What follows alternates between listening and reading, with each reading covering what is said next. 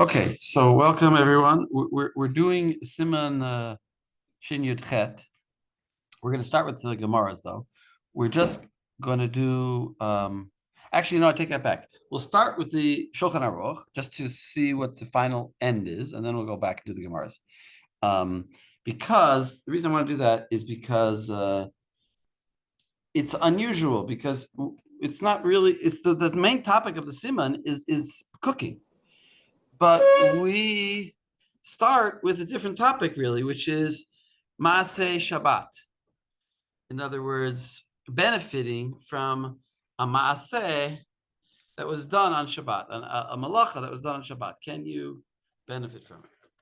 So just open the Shulchan Aruch, and we're just going to do the first Seif today. So Shin Yud Chet, Seif Aleph. Here, Jacob, why don't you read it for us? Yeah, I'm just getting that open right now. Okay.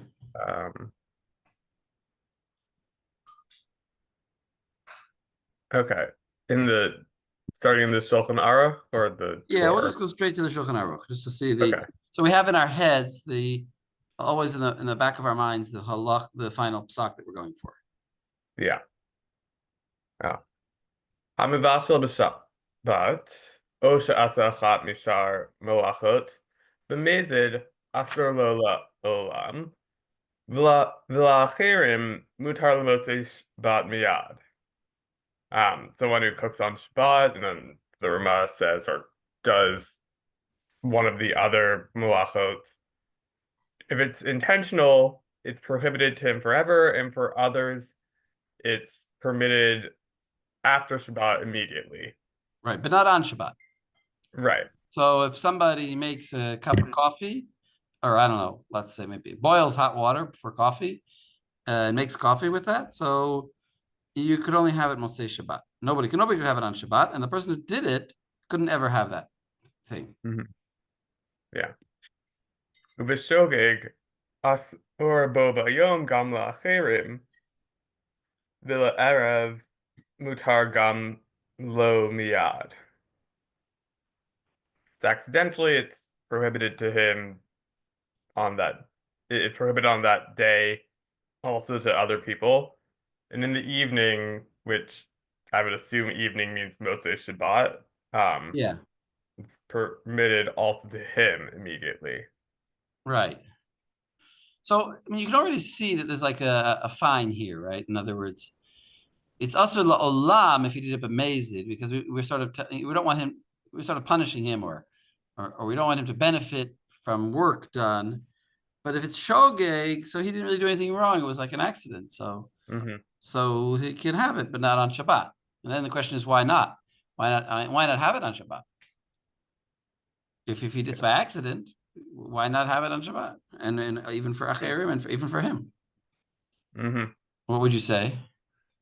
Or anybody? I mean, it's still, I mean, if it's by accident, it would still be like fitting into the category of like the Torah Balasor, and you still want to warn people and remind them like this is the halacha. In other words, you're saying like a gezerah, so that they shouldn't take things lightly. They should be a little, like Freud says it, every accident is really intentional. In other words, you should be more careful. Yeah. So therefore, we don't want to let them have it on Shabbat. Okay, that's a possible explanation. We'll go with that until we see otherwise. If we see otherwise. Here, read just the last Ramah. Yeah. V'im amar la'akum la'asot malacha b'Shabbat. Ayin la'el siman shin zayin sif chaf. Right. So what if you didn't do a malacha, but you told a goy on Shabbat, do this malacha for me? Then ayin la'el shin zayin. We already learned that sif yud dalid. We learned that with Lexi. If you just look quickly at bet, hashochet b'Shabbat lecholeh, the different din. Hashochet b'Shabbat, you're not cooking, you're doing shchita for a choleh, which doesn't mean a chole she'ein bo sakana, like a chole that you're allowed to shecht for, a chole that's got a sakana. So you're allowed to shochet for him. So now you did that. Shechala me'etmol. Why is it important that he was already sick from before Shabbat? What does it matter? Well, you could say, well, if he was already sick yesterday, why didn't you shech yesterday and prep things in advance? Okay. But there's also another thing go the other way. Why, if he was sick from yesterday, is it better? Well, we're about to see what the din is in. Bein shechala hayom. Oh, wait. Anyway, it says bein shechala metmo, bein shechala hayom. Whether he was sick yesterday or he got sick on Shabbat, mutter habari lechol mimenu Mm-hmm. kai. You could eat the food, but you couldn't cook it. You could eat the raw meat. But if you cook for a chole, asur lebari o lechole, she'ein bo sakana. In other words, if you cooked for a very sick person, this person is in danger of life, now nobody else could eat it, or even if he's a chole, she'ein bo sakana, or he's bari, he can't eat it. Why? We're worried that maybe you'll add more meat into the pot because you know you're going to be eating it. When we're not worried about that by shechting, because once you shecht the animal to get one kazayat for the sick person, you got the whole animal now on your hands. As the same act creates a lot of food. We're not going to be goes there that you're going to start shechting another animal or something. Once you shechted, you had to shecht the whole animal to get that one kazayat. So now the food is ready, but you can't cook it. But we're not going to let you cook it, even if there's leftovers. You can't eat it because maybe you'll add extra. Okay. So wait, the basic thing that we saw here in the first Seif is that it's asur lo le'olam u'la'acherim mutar. That's b'mezid, and l'achir mutar b'motzei Shabbat and b'shogeg. Everybody can have it motzei Shabbat. Okay. So let's look at where these dinim come from. So that is, it's a few places in the Gemara. I chose, I think, the most central source, which is the one in Chulin Tetvav. Tetvav, I think it's Amud Bet. So open Chulin Tetvav. Just a second.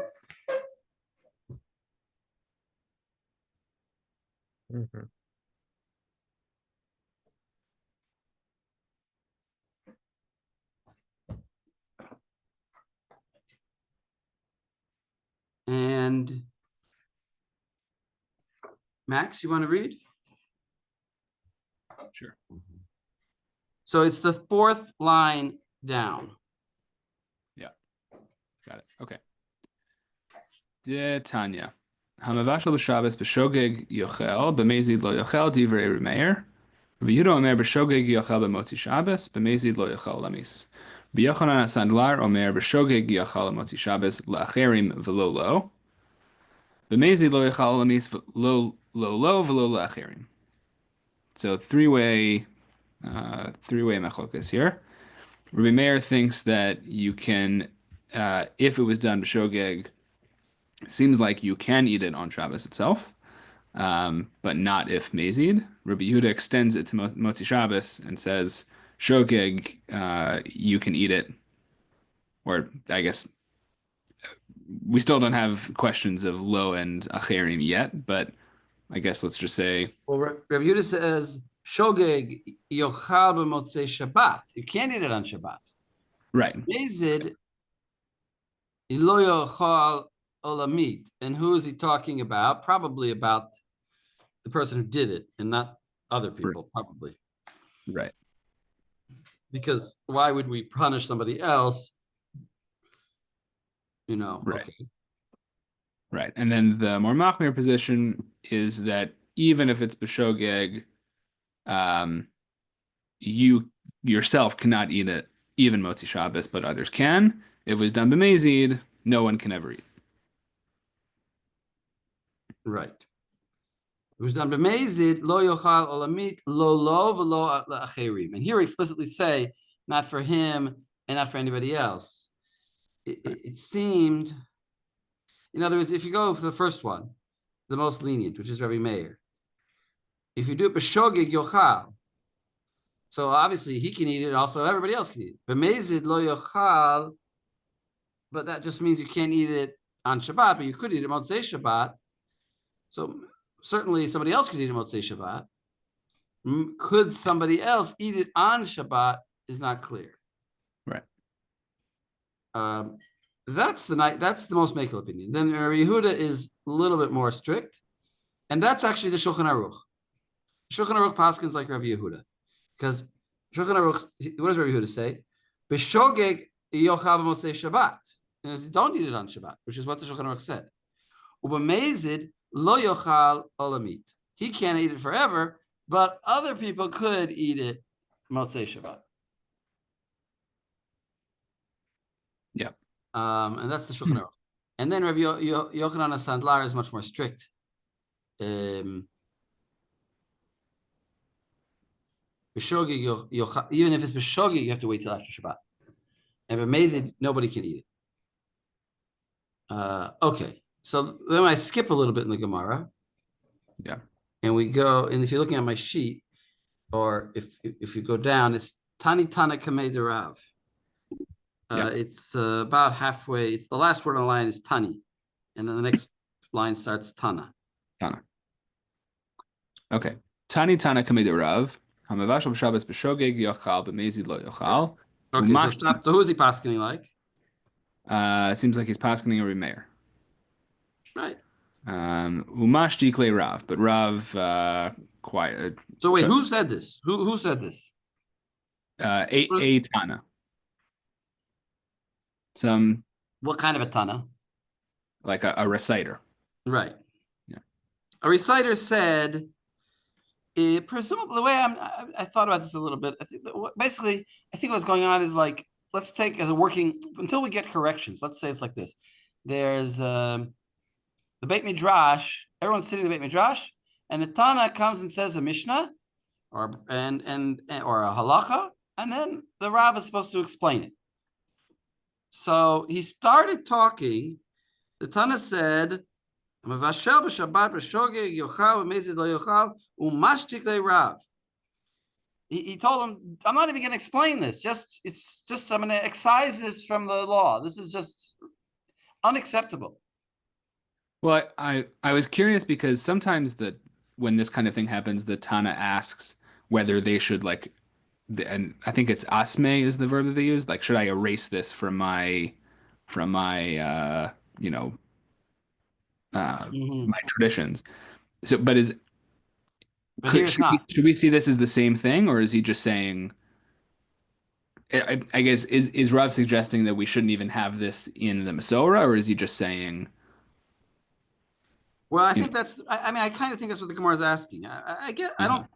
Okay. I wouldn't go that far, really, as saying to totally excise it, even though I said that just a minute ago. But all right, let's say it just means he doesn't want to even explain this. He doesn't want this to be taught. I'm just saying it's more than just. He could have tried to explain it. He says, well, you got to explain it in a certain case. He didn't do that. He just said, I'm not going to even talk. This is not worthy of being explained. Yeah. So go on. Mashtik. Okay, all right. Mashtik le Rav. Mashtik le Rav. So he told me to be quiet. And now the Gemara asks. My time mashtik le. So why did he tell me to be quiet? Ilema mishum desvira like Rabbi Yehuda, betana tani Rabbi Meir mishum desvira like Rabbi Yehuda. Man detani Rabbi Meir mashtik le. Right? Is it, if you just say that it's as simple as Rav holds like Rabbi Yehuda, is that really enough reason to excise or tell someone to be quiet if they're teaching like Rabbi Meir, right? It's still a legitimate law. It's Rabbi Meir's opinion. So why are you telling him to be quiet? Right. Right. Ve'od misavar la Rabbi Yehuda, but all the more so, is there even anyone who holds like Rabbi Yehuda in this? No, I don't think all the more so. In other words, furthermore, yeah, and furthermore, another reason why why it makes no sense that he would tell him to be quiet. First of all, it makes no sense to tell them to be quiet because first it's halachic, it is a legitimate opinion, so we can't say it's not legitimate. And secondly, not only is it legitimate, it's Rav's opinion. Actually, it is Rav's opinion. Why would Rav be quieting it? V'od mi savar like Rabbi Yehuda. Does Rav really hold like Yehuda? How about Amar Rav Chanan bar Ami ki mori lahu Rav? You go on. Ki Marilu Rav Talmide, Marilu Kirabi Meir, V'chi Darish Bapirka, Darish Kirabi Yehuda, Mishum Amei Haaretz. So it seems like so we know that when Rav is teaching this to his in the Beit Midrash to his students, he paskins like Rabbi Meir, and I guess I don't know how to phrase this either, but or it's only when he's drushing. And when he teaches it in a large crowd where he doesn't know who just walked in and who has been listening and who has fell asleep and woke up halfway through, and he doesn't have any knowledge of the audience, then he teaches it. Then he teaches the halacha like Rav Yehuda, a more strict halacha, because there are ma'aretz there, because there are uneducated people there, which is very interesting. But I mean, just interesting concept that basically when you're teaching halacha to, you teach ikar hadin to the people who are learned, the actual law you teach. But when you're teaching to a community, you might tell them oversimplifications that are actually come out more strict. Yeah. Which is, and then it's misleading because then you have one guy in the audience who is learned and he hears that and he says, "What? That's the halacha," and he starts getting annoyed. And he doesn't understand. He thinks that's really the halacha. He thinks that's what you're saying. So that's how they do the OU booklets, etc. Exactly. The OU booklets, let's say, are going to be, extra strict, or let's say, I don't know, Shmirat Shabbat Shabbat might be extra strict.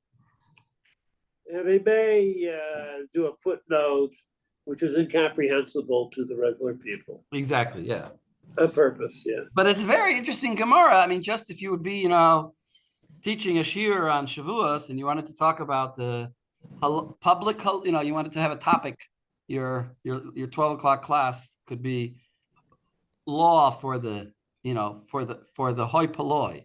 How does the law address the hoi polloi versus the inner realm of the rabbis? And here's a good example. Okay, but let's go on. Yeah. Okay. V'chi tema tana the pirke tana kame atu kule alma latana tzaiti la'amora tzaiti. Right, but when if there's a reciter who happens to be reciting in a public setting, then all right, do we say that everyone is going to listen to that reciter? No, they're going to listen to how the Amora explains it. Wait. Yeah. So wait. So wait a second. Because what does that mean? What is that? Because what was our case? Remember, I explained the cases. They're in the Beit Midrash, and the Talmidim are there, and there's the Tana there. So if he actually holds the halacha like Rav Meir, and just for the Am Haaretz is doesn't want it to be taught. But our case was not in front of the Am Haaretz. Our case was in the Beit Midrash, and we know v'ki tema tana b'pirkei tana kamei. In other words, or in the pirka, in public, when a Tana teaches, do people listen to the Tana and go home? No, they atukule alma latana tzaiti. Do they listen to the Tana only? La amora tzaiti. They wait to hear the rabbi explain it over. Maybe this Mishnah is chaser. Maybe it's we've got to rearrange it. So why would Rav say mashtik?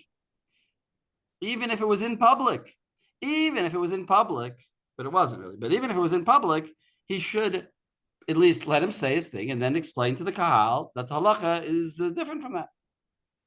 And so why, again, we're left with the question, why did he mashtik him?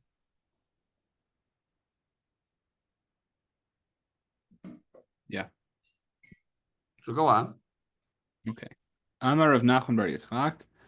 Tna shochet tana shochet tana kamei Rav hashochet b'Shabbos b'shogeg yochel b'mezid lo yochel.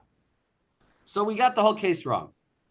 Right. It wasn't talking about when it said, if you look at the case, it said the word Amevasha b'Shabbos, right? But we got the case wrong because it wasn't Mevasha b'Shabbos. We misremembered the case, and the case is really Hashochet, right? Tana Shochet Tana Kamei de Rav. The Tana in front of Rav taught Shochet. Shochet b'Shabbat b'Shogeg yochal b'mezid lo yochal. Oh, that's a completely different halacha, Rabbi. And now we're going to explain why. Amarle, my da'atech k'Rabbi Meir. Ad kan lo kashri Rabbi Meir ela b'mevashel dira'ui lachus aval shochet ein ra'ui lachus lo. So who are we saying is responding here? Yeah, this is very good. Amarle? Yeah, I also went back and forth about this several times.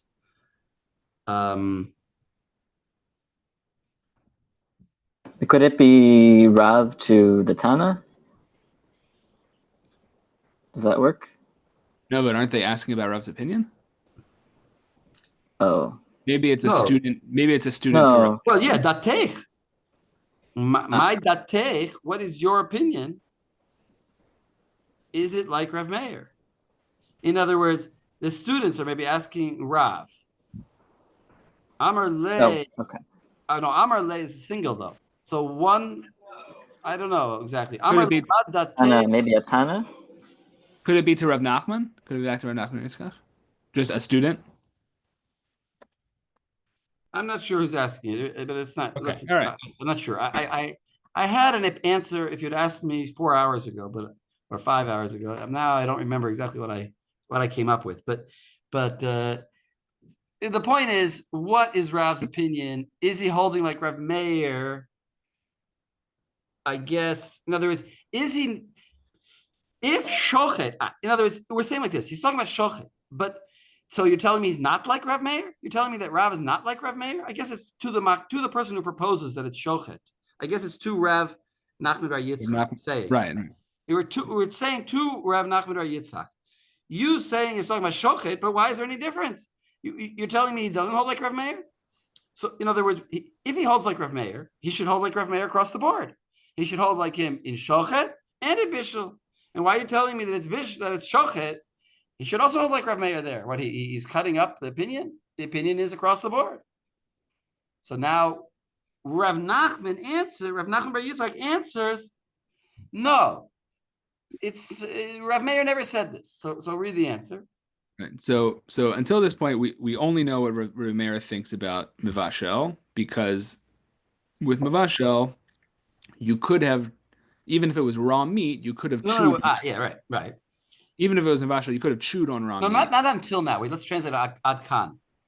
Or it means regarding, in other words, his law, it does not extend beyond this point. His law is only regarding bishul. Ad kan lo amar, but until our case of shochet, he did not matir. Okay, and so what? Lo kashari, he didn't. Oh. Okay. Yeah, all kashari is not kesher. It's I thought. Okay. All right. ad kan lo Okay. kashari. Rav Meir Only did not permit by bivashel derawi l'chol. He only permitted by bivashel. Why? Because actually, when you cook a piece of meat on Shabbos, you didn't really do anything. You could have eaten it before. You could have eaten it as it was. Yeah. Aval. But you're right. You're not gonna. You can't chew on a behemoth. Right. Aval shochet. Then ra'ui lichos lo. So before we see Rashi, but basically, so what he's saying is like this. He's saying like this: Rabbi Meir's opinion is not across the board. Rabbi Meir's opinion never included shochet. It only included dafka bishul, and shochet is different. Why is shochet different? Because you can't chew it until you cut the animal. Now, why is that? Why can't you chew it until you kill the animal? What would you say without looking at Rashi? What would you say? I had a new thought today when I was looking at this again.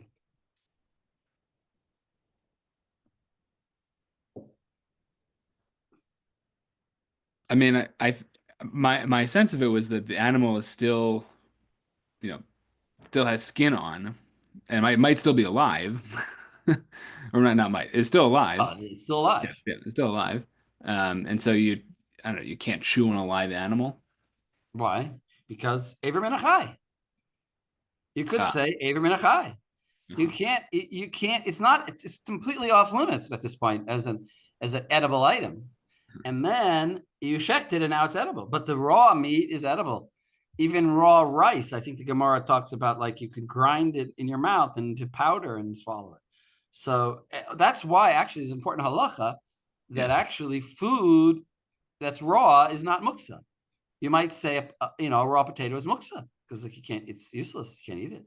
Or frozen meat in the freezer is muksa. But it's not, because you could let it defrost and eat it if you wanted. So that's what I thought. But look at Rashi. Rashi doesn't agree with me. I mean, I read Rashi and I just took it as granted. And then I read it for the fourth time. And then I thought, I have another way of reading the Gemara. So, but with that in mind, look at Rashi. So read these two Rashis that I quoted is Ad Kan Lo Kashari Rav Meir. Okay. All right. Ad kan lo kashari Rabbi Meir el b'mavashel b'shogeg. Dekivan de isor Shabbat leika de shogeg hu isor muktzah nami leika de miikara havichazi lechus chaya. So Rashi says that here I'll translate.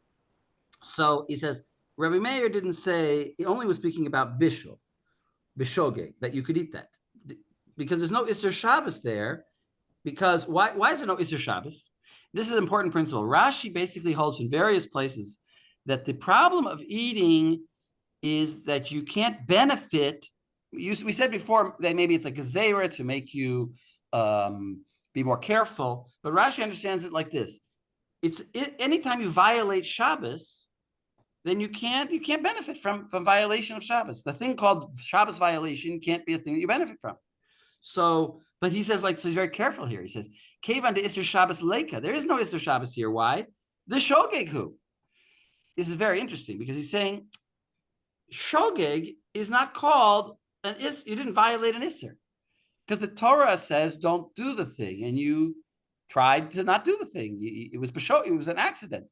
The Torah doesn't, maybe you have to bring a chatat, but it's not called doing an Isser. It's not called, you're not really doing the thing.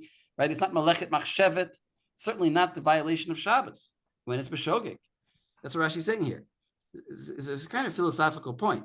The Isser Shabbos Leika, because it's Shogeg, because whenever you something by accident, you didn't really do an Isser.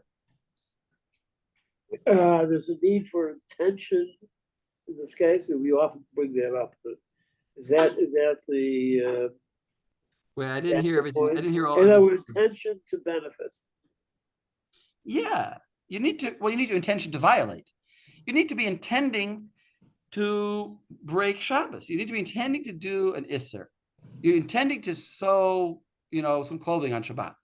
And then you did that. Now you did an Isser. So now you can't wear that clothing on Shabbat. But if you just accidentally, you woke up early in the morning and you boiled some water for coffee and you realized, it's not Sunday, it's Shabbos. And now you didn't try to break Shabbat. It was shogeg. You didn't know it was Shabbat. So you could do something that makes you chayav chatat, but it doesn't rise to the level of Isser Shabbos because it was b'shogeg. Well, that's what I'm saying. What does Rashi mean? Obviously, it's a. I know it's just a funny thought. Yeah. No, but I'll say it like this. The rabbis never came along and made a gezerah, don't break Shabbos b'shogeg. That would be absurd. The rabbis never came and said, don't break Shabbos b'shogeg. Okay, midiraita you can't cook.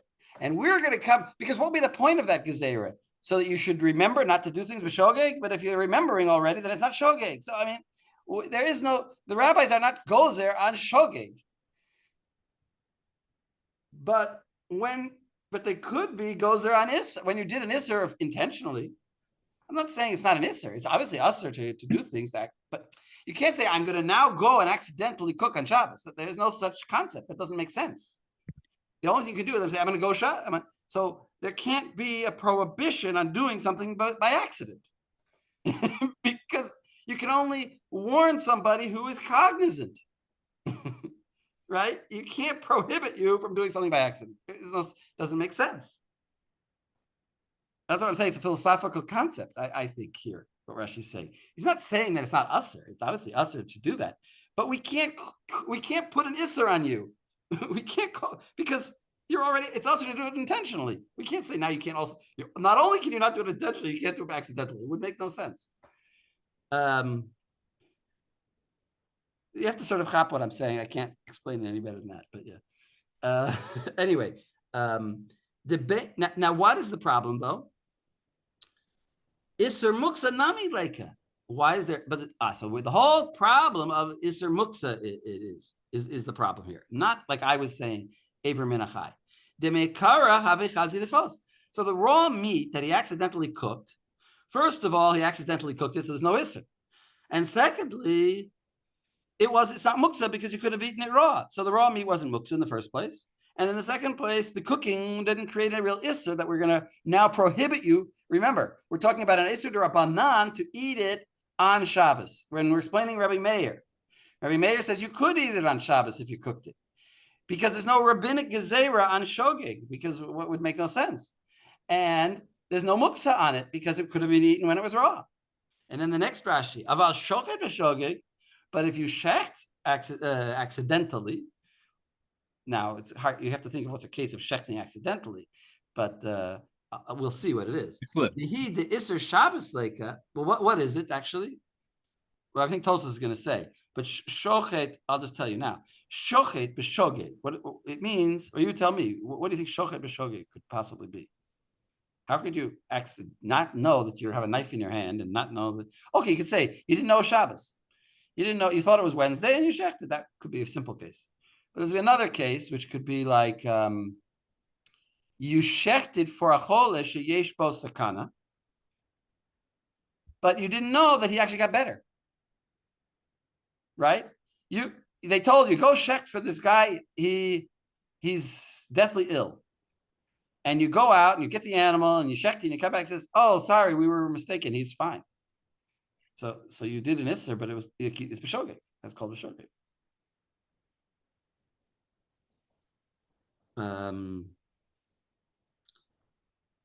Okay, so or either case. Anyway, nehi the isser Shabbos leika. So there's no isser Shabbos, just like you said before, because there's no isser.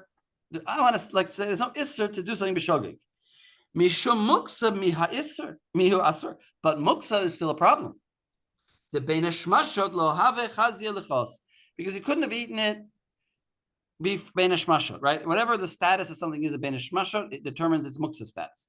And an animal you couldn't eat, maybe because of Ever Menachai or whatever, you couldn't eat it beina shmashot, so it's not so now that you shechted it, it's muksa because it got its status before.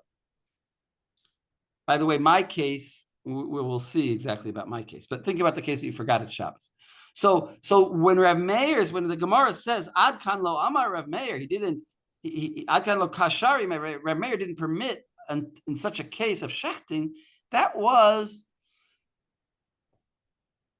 because it's muksa. Okay, but in general, Rav Meir is totally fine, and Rav holds like Rav Meir. And the reason that he was, so why was he mashtik this Tana? We go back. Why was he mashtik this Tana? Because the Tana is talking about shchita, and the reason he's mashtik him is because of muksa. But really, Mikar Adin, he would have been fine. Like the din is more or less right. We do hold like Rav Meir. He does. Rav does hold like Rav Meir, but muksa is a separate side issue.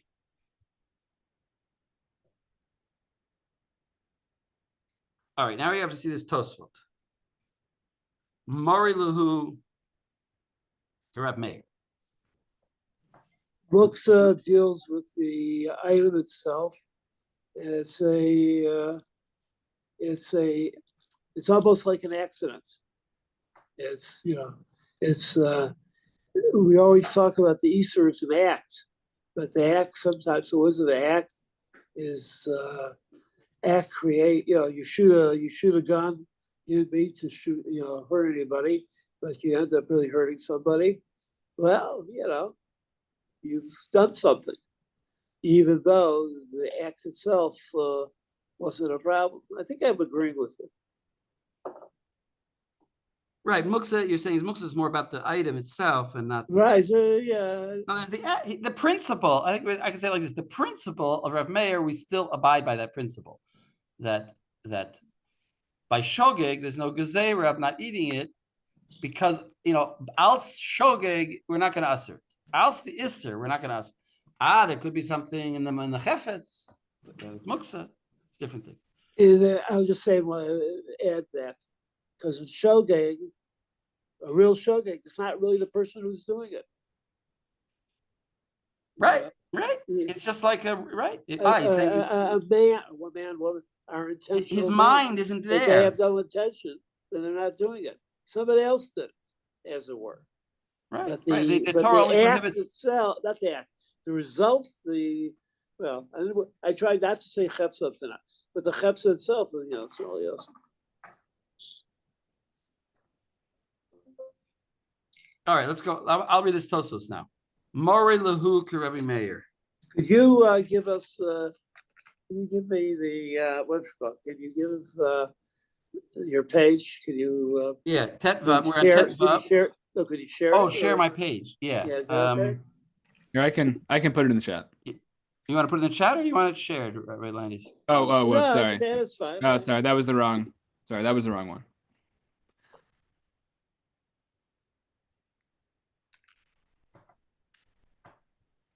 Sorry, Rabbi Landis, I'm sending you the right one now.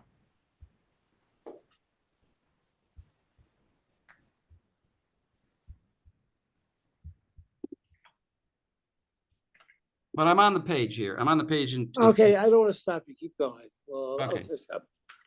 Max shared a file in this meeting. Thank you, Max. But if you have the page in front of you in Chulin, it's Mori Lahu Rabbi Meir. So where was that talking about in the Gemara? That's the question of Rav paskening one way in Shir and another way in public. Right. In other words, Mori Lahu Rav L'Talmidei Mori Lahu Rabbi Meir. When he was teaching his students, he taught like Reb Meir. V'ki Darish, he would Darish Rabbi Yehuda. But when he was Moreh, when he was teaching, he would teach like Rabbi Meir. Mashma sheken halacha. So, first of all, Tosa says that's the main. I mean, basically, we could stop there once you read that. That's the main point.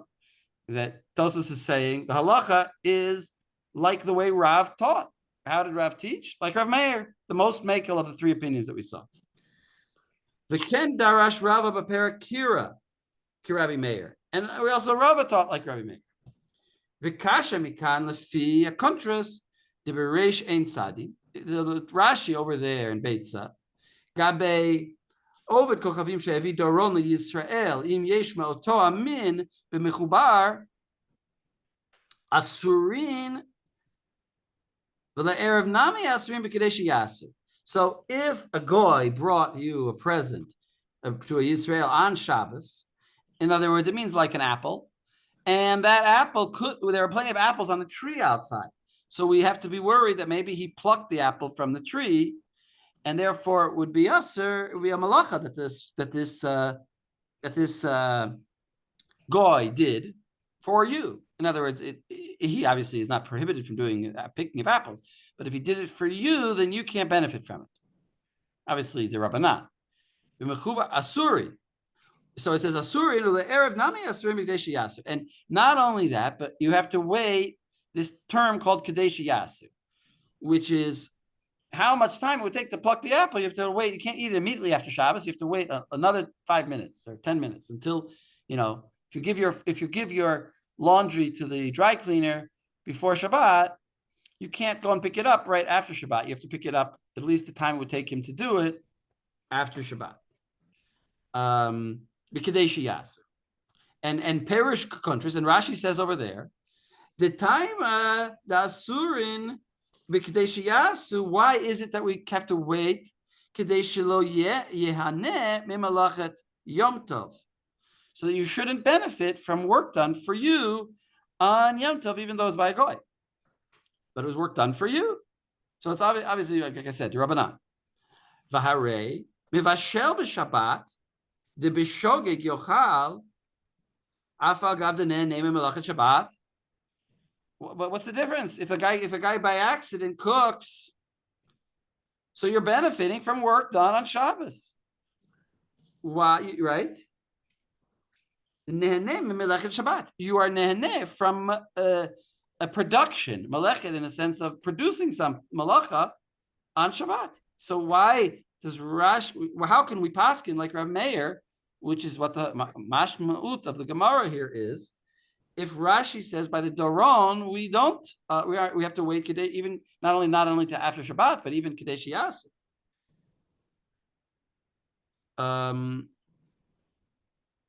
Now I might parenthetically defend Rashi and say there's an essential difference between the goy doing it for you intentionally and you doing it b'shogeg, because didn't Rashi just say that when you do it b'shogeg, it's not an isser? So they weren't gozer on that. So you could hold that no, that when you can't neheneh from intentional work. When Rashi says you can't neheneh, it means from intentional work. So I could defend Rashi, but Tosfos is going to go in a different direction.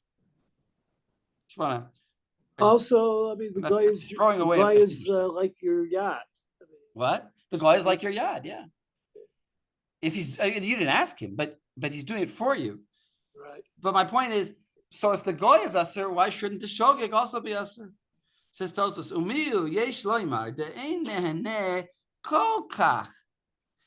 By bishul, you're not really benefiting. So that's why we hold like Rav Meir. Why? The belav bishul ra'ui l'chos. Like the Gemara said, you could eat it raw, just for the same. But the Gemara said it was not muksa for that reason. Tosfos is saying it's not really a malacha for that reason. In other words, cooking on Shabbos is not really a hana'ah. In other words, the eating it, it's like preferable to eat it like that, but you could have eaten it either way. But the apple had to be picked. The apple, you couldn't eat it when it was on the tree. That would be an isser to remove part of the tree if it's on the tree. So, but by bishul, you could have eaten it raw. So that's why Rav Meir permits it on Shabbat. In other words, according to this, it comes out that if you do a small malacha, b'shogeg, you could benefit from it. But if you did a big malacha, if you did a malacha that's a big hana'ah, you couldn't benefit from it. So I'll give an example. Let's say I walked to the machsan, I walked to the storeroom, and by accident I turned on the light. Now there was light in the hall, and I could have seen in the storeroom. Now I have more light in the storeroom, and I can find the mattress that I wanted to pull out for my guests to sleep on Shabbat. So I might say, I can't benefit from this. I can't go in there now. If I go in there now and I benefit from the light that I turned on, it's an isser. But the benefit that I have is not a big benefit because I could have done it without that light. You hear what I'm saying? I'm giving you a practical chiddush a little bit. Right. I could have done it without that light. So according to Rabbi Meir, of course, who the Shulchan Aruch does not paskin like Rav Meir, but according to Rav Meir, who Tosfos says we should paskin like, you could benefit from if you do a shogeg, you by accident turned on the light, but shogeg, you did something. If as long as it's not changing it from black to white, from light to dark or dark to light, but it's just adding more light, then you could. If it was impossible for you to do the thing, then you couldn't benefit from it on Shabbat. So that's his answer. Now he says, Aval kasher mishoichet b'Shabbos b'shogeg. But what about shochet b'Shabbos b'shogeg? The yochal l'Rav Meir. Wait a second. He said you can't. He just said you can't have it we just said that Rav Meir said you can't eat shochet. So Tosfos is going to come up with a case where you could eat it according to Rav Meir. He had a sick person from before Shabbos. So now it's not muksa because I set aside this animal. I knew about this sick person. I set aside this animal. I'm going to shecht it on Shabbos in case the person is still sick. I'm not going to shecht it now because he's full. But if he's going to need it, whatever, for whatever reason, I have this animal in mind to shecht it on Shabbos, so it's not muksa. Vehevri, but then he got better, but I didn't know. Kedamrin and besamach mishum de lo have muksa velo asar mitam shenene mimelechet Shabbos. In other words, it's not a muksa and it's not nene mimelechet Shabbos because I could have eaten it raw. The shechita itself was shogeg, and that that changed it from muksa but that didn't affect the muksa status. It wasn't muksa anyway. The animal wasn't muksa even before I shechted it because I had said it because it was intended to be used. But so the animal wasn't muksa, and the hana that I get is a small hana because I can eat it raw. So he says, "V'yesh lo imar b'milta de lo shchiach lo gazru." See, well, wait a second. All this is the Rabbanan. So maybe they just weren't gozer on a case where this happened, where person was sick, and then you shecht it, and then that whole convoluted case was never gozer on it. So that's why Rav Meir would permit that. But in a normal case, Rav Meir would permit shechita. Okay. Anyway, the main point is the first line that he proposes paskins like Rav Meir, and we also learned this a little bit chiddush about Rav Meir permitting small hana'ah but not big hana'ah. Okay. Now there's ketubot.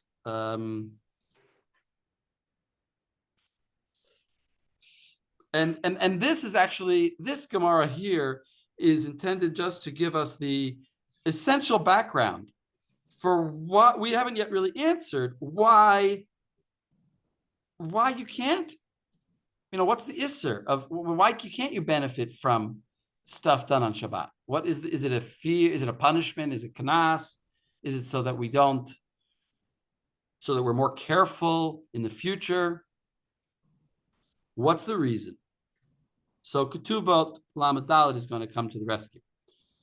And Can you move it down the page, please? What? The source page. You have it or you don't have it? No, I think you have to move it. No, but I'm not sharing my screen. You Oh, you're not? Okay. No. Got it now. All right, thank you. You have it there? You can scroll down yourself? I'll figure it out. Okay. Yeah, I can do it. Thank you.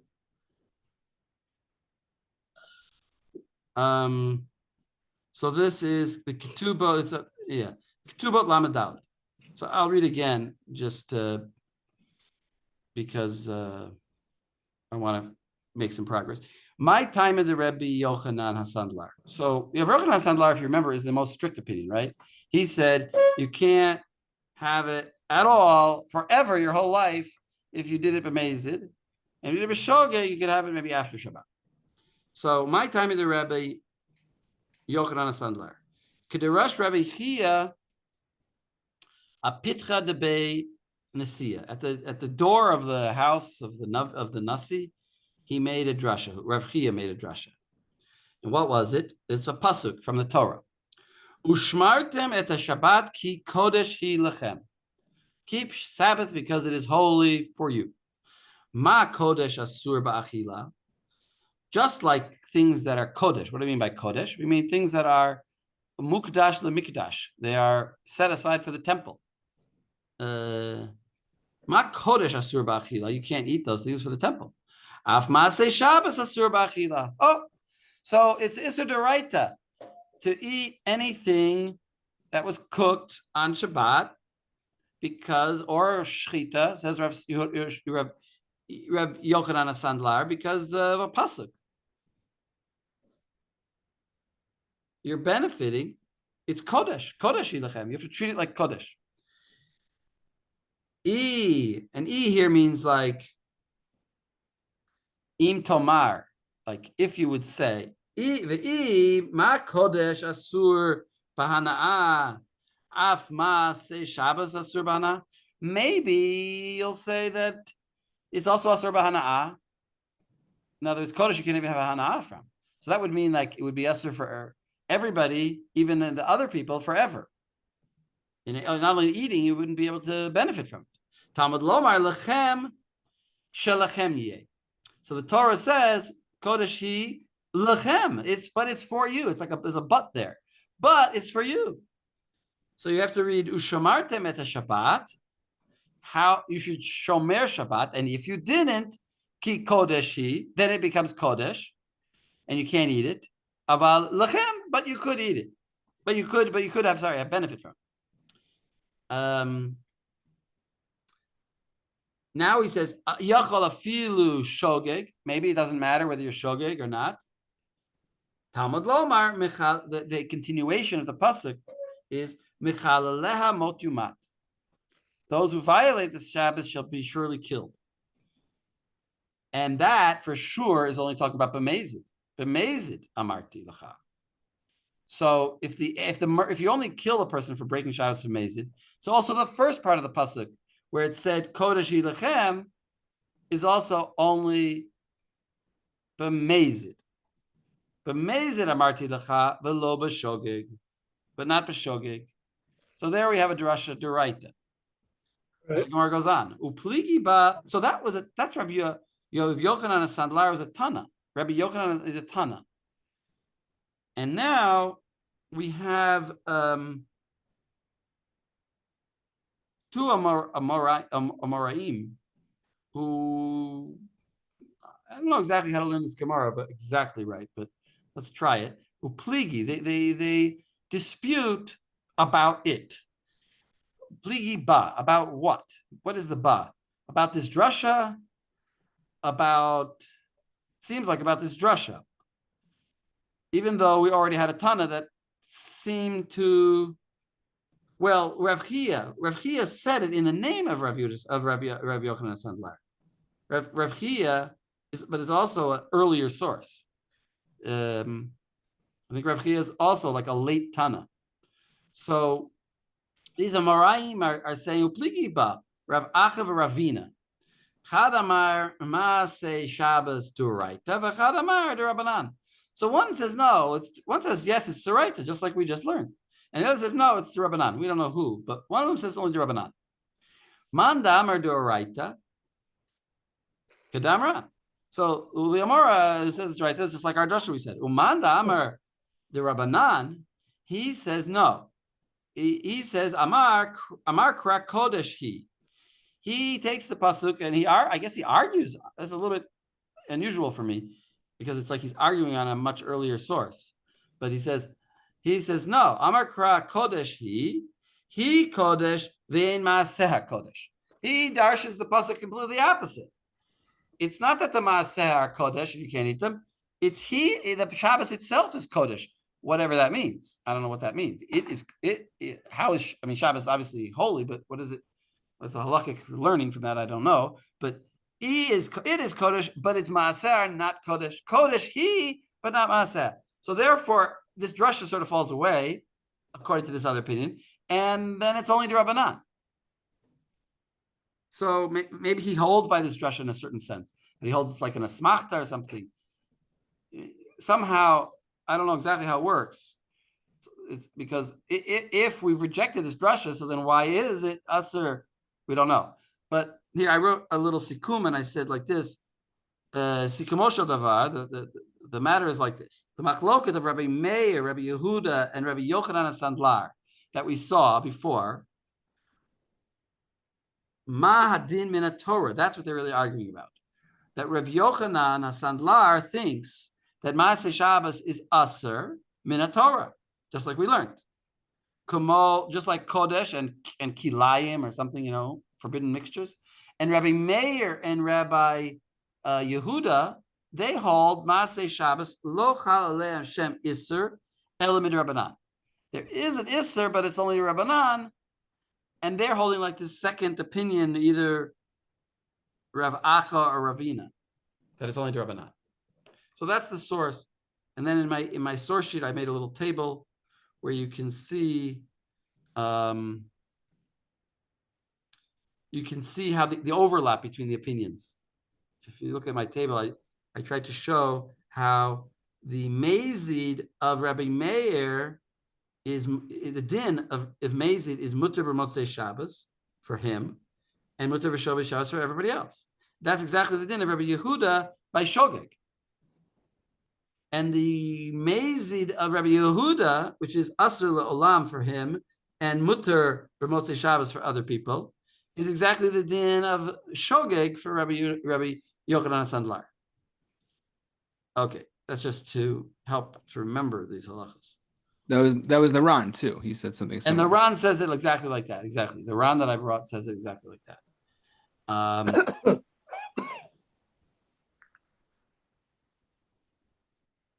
All right. So that's Tosfot. We saw that Tosfos is mutter. So where does the Shulchan Aruch get his source for saying that we hold like Rabbi Yehuda and not like Tosfot, right? The Shulchan Aruch does not paskin like Tosfot. It paskins like Rabbi Yehuda, not like Rabbi Meir. So where is that source? So there's a couple of sources. It's in the Rif, and it's also the Rambam. I always like to bring the Rambam. It's the most accessible source. So it's a whole bunch of people. I think the Rosh also here. So it's the Rambam Perak Vav Halacha Kaf Gimel. He says like this: Yisrael she'asa malacha b'Shabbos im avar va'asa b'zadon. So he did intentionally. Asur lo le'anot be'oto malacha le'olam. Le'olam. Notice he doesn't say Motzei Shabbos. So that is Asur le'olam. That is Rabbi Yehuda by Mazid. Asur lo le'olam. V'shar Yisrael muter lehem le'anot ba b'motzei Shabbos miyad. Immediately. No waiting for Kadesha Yasu. Shenemar, look what he does here. He brings the pasuk that we had. Shenemar ushamartem et Shabbos ki kodesh he.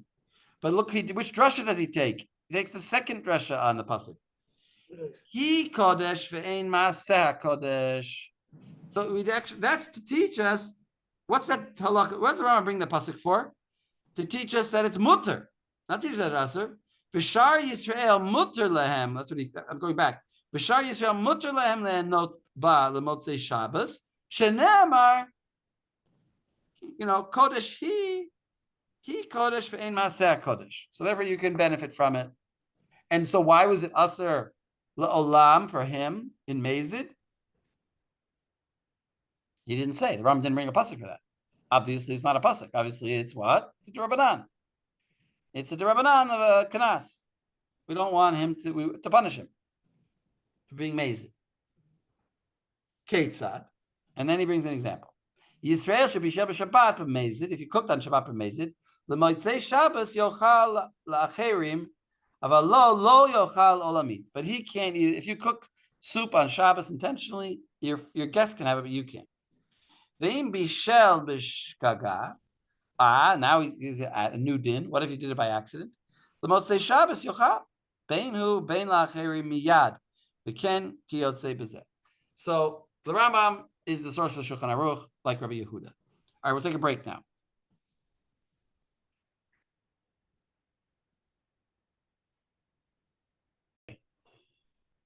Okay, so we're back, and we saw basically, if I could summarize, basically we saw that there's the opinion, Rabbi Yehuda, Rabbi Yochanan Sandlar is pretty much rejected. There's Rabbi Meir and Rabbi Yehuda. Rabbi Meir is more lenient, and the Tosfos paskins like him, because it seems like that's what the Gemara says, because Rav paskin like him. But the Rambam seems to paskin like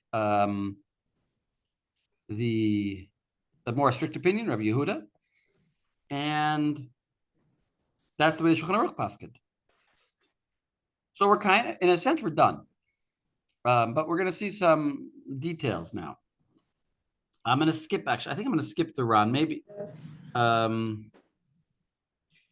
Basically, the Ran is just a summary of pretty much everything that we said here. So I'm going to skip the Ran. And I'm going to go to the Mishnah that I brought in Truma. It took me a little while to find this Mishnah because it's from the Gra. We're going to basically spend some time on the Gra. And the Gra, in addition that I have at least, misquotes the location. But this is a Mishnah in Truma, Perak Bet, Mishnah Gimel. Hey, Reuven, you want to read it? It's in my source sheet, my unnumbered source sheet. Yes, okay. Hamapil kelim b'Shabbos shogeg yishtamesh bahem. Mezid lo yishtamesh bahem. So if you immerse vessels on Shabbos, if you do so b'shogeg, then you can use them. But if you do so b'mezid, then you cannot use them. What's the Isser? Why is it Asur to matbil kelim on Shabbos? First of all, we're talking. This is in Meseket Truma, so we're not talking about the necessarily matbil kelim for modern day purposes, like of goyim, but because of Truma, like it has to be tameh. It can't be tameh. So what's the prohibition of toiveling a vessel for Tuma on Shabbos? Jacob, what do you say? Would it be makav patish because you're preparing it for use in a certain sense? Yeah, you could say that, but it's not. It's not going to be. It's going to be. Yeah, but it's not. It's probably going to be derabanan. Think about it in derabanan terms. Is it an Is Isser it Shvut? metaken? Is it tikkun? Oh, I'm sorry, Max. Go ahead. I was going to say Shvut based on the Mishnah in Beitza. Explain.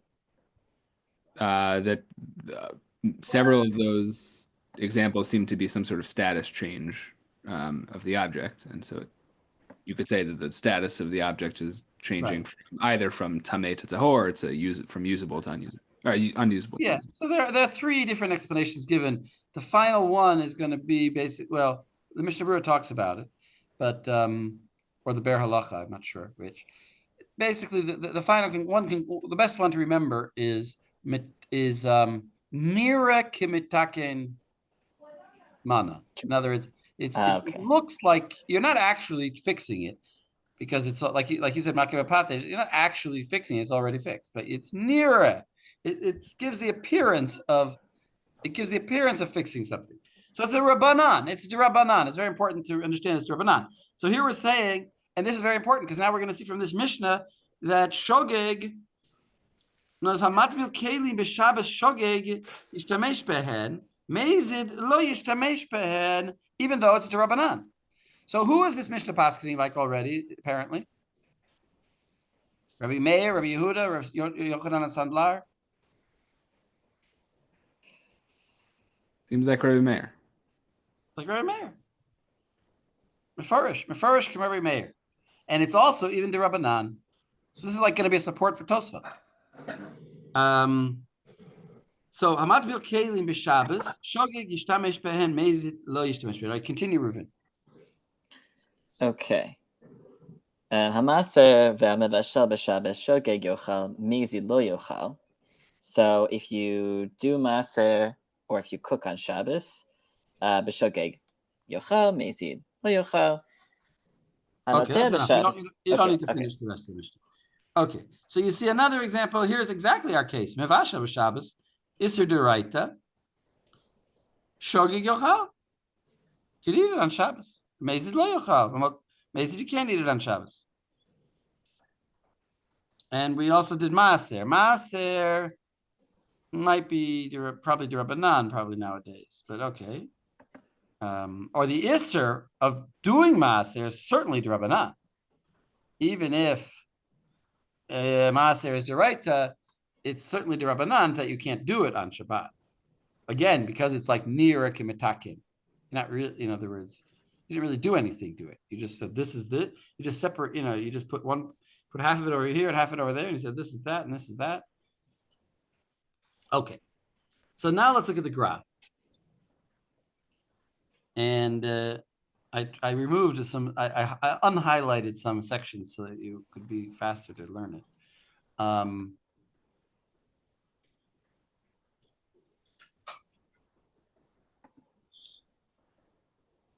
Yeah, if you want to know this place to look in the Bir Halacha, I wrote it for myself here. The Bir Halacha that talks about like what's the Isser, is it Nirak Mitakin Mana and other possible Issers. You can look in the Shulchan Aruch and Shin Kaf Gimel. We didn't get there yet.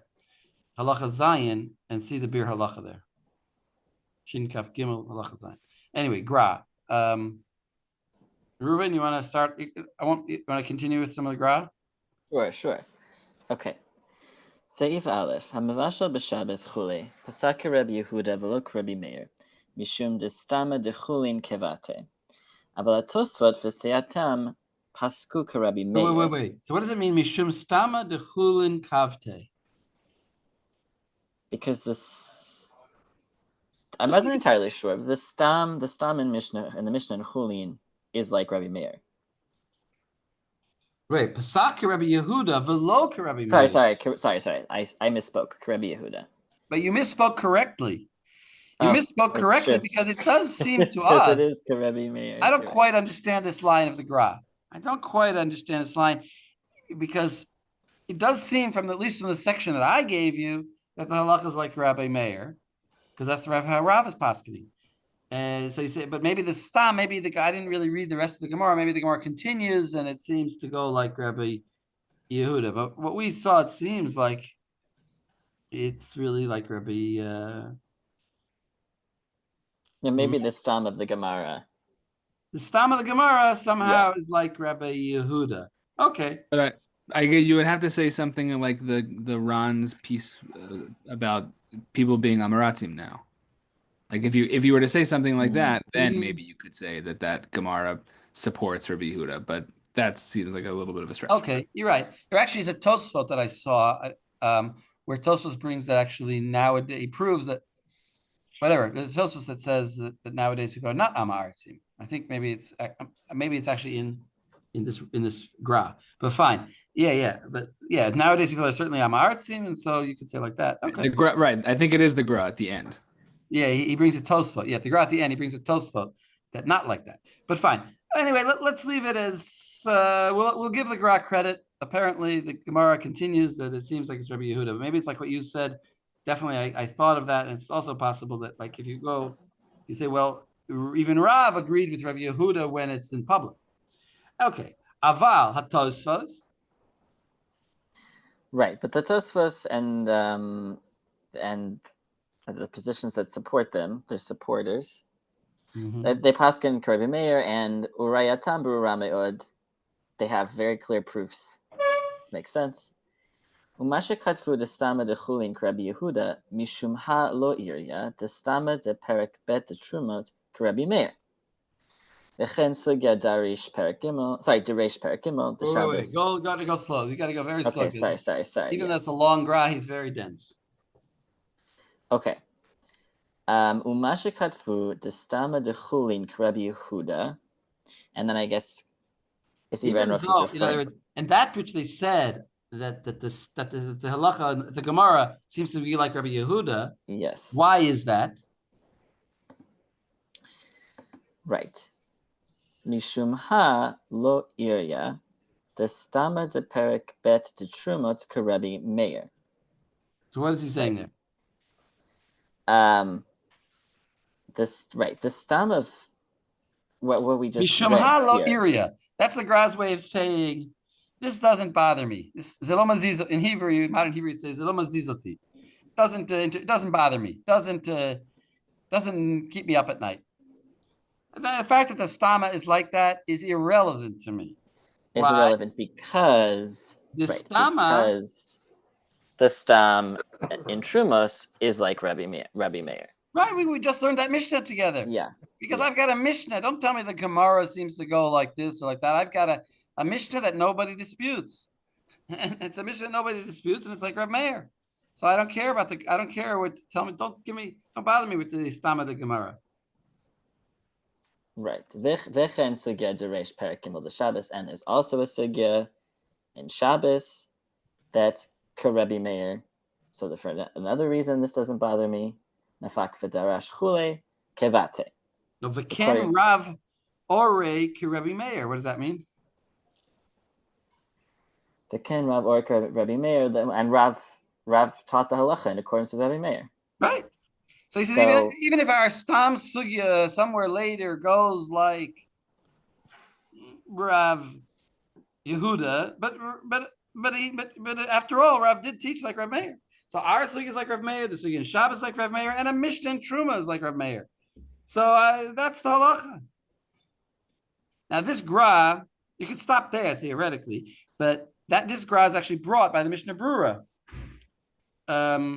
as being reliable in certain cases. As, it's going against the Shulchan Aruch, because the gra, as you may know, is a Rishon. Is a Rishon. Exactly. There's actually a story that I heard from a Rav once that I think I maybe even read it, but that they asked Rav Chaim Volozhiner, it was like the Talmud of the Gra. They said to him, "Is the Gra? Tell us, is the Gra a Tana or an Amora? What is the Gra?" And he said, "No, he's a Rishon, like Rashba or the Ramban." So yeah, if the Gra paskin something, that's totally legitimate halacha. So the Mishnah Berurah says you can rely on the Gra here, which is a big leniency, which means shogeg, you could eat it yourself, or certainly other people could eat it on Shabbos. For example, there's an example. Rav Avadi has a tshuva of some chayalim that go. Did I mention this before? I don't know. Chayalim that go and bring food on Shabbos to the other chayalim. They drive and they bring them food, and they think.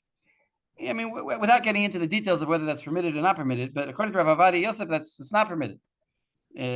Whatever, in such whatever, it's not permitted to bring them. Maybe they brought challahs for Shabbos. I don't know. Maybe it wasn't like life or death.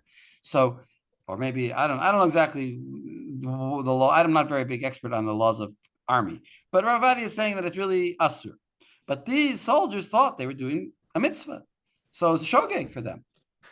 So for them, it's shogeg. So if once the food actually came to the chayalim on Shabbos, they could eat it. Because even if it was asur for them to do it, it was certainly shogeg, because they thought that was permitted. And as a ta'ut in halacha is also shogeg. So Rav Avadia permits the food in such a case. Okay. Here, now go on. Now we're going to actually refer to the Ran, but even though we didn't read it, but go on, Ruvain. Okay. Uma shedacha haramban v'haran zal mishum derav letame desfira le matin karebi Yehuda aval anan kaimalan karebi Yochanan desfira le halacha. Okay, so wait a second. The truth is I skipped the important sugya. Go back to if you're in my source sheet, you can go back to Eruvin Memvav Amud Bet, or you can go to the actual page there. Erev, it's a few sources up, and this is the Gra is talking about. Eruvin Memvav. It talks about Klalei Psak, and this is like famous things that you probably heard before. And here is actually a source for it. In other words, it's not just words that people say. Rav Yaakov v'Rav Zrika Amru halacha keRabbi Akiva mechavero v'keRabbi Yossi mechaverav. When he's in a group when Rabbi Akiva against one person, it's like Rabbi Akiva. And when it's Rabbi Yossi in a group, it's like Rabbi Yossi. V'keRabbi mechavero, and it's like Rabbi against his friend. Lamai hilchata, and what is the meaning of this? As what is the practical nafkamina? Rabbi Asi Amar halacha. That's the halacha. The Rabbi Chia bar Abba Amar matin. So matin, according to Rashi, what matin mean? Anyone look at that Rashi on matin? What matin means is that you can. It's not the formal halacha, but it's actually back to that shear that I was saying you could all give on Shavuos about public halacha versus private halacha. Matin is private halacha. In other words, it's halacha that it just means that you can tell people that, but it's not for public. It's not the public halacha. In other words, and what is the public halacha? It could be the reverse. I don't know exactly. In other words, so Lamai Hilchata again. Rav Asi Amar Halacha. The Rabbi Chia Bar Abba Amar Matin. We just Matin. Rav Yossi Bar Chanina Amar Nirin. Nirin. I don't remember exactly what Rashi said by Nirin. It's a different status. I don't remember right now. I didn't copy it here. Kalashon hazeh Amar Rabbi Yaakov Bar Idi Amar Rabbi Yochanan Rabbi Meir v'Rabbi Yehuda. Oh, that's our case. Rabbi Meir, Rabbi Yehuda. The truth is not actually our case. I was thinking about this. It's not actually our case because we also have Rabbi Yochanan and Sandlar. Maybe it's different when you have a third party. But Rabbi Meir v'Rabbi Yehuda halacha ke Rabbi Yehuda. Oh, halacha Rabbi Yehuda. Maybe that's why the Rambam paskin like Rabbi Yehuda. Rabbi Yehuda v'Rabbi Yossi halacha ke Rabbi Yossi. So Rabbi Yossi is more powerful than Rabbi Yehuda, and Rabbi Yehuda is more powerful than Rabbi Meir. So therefore, the Gemara continues: "Ve'in tzarich lomar Rabbi Meir or Rabbi Yossi." You take the two extremes, the weakest versus Rabbi Yossi, the strongest. Halacha ke Rabbi Yossi.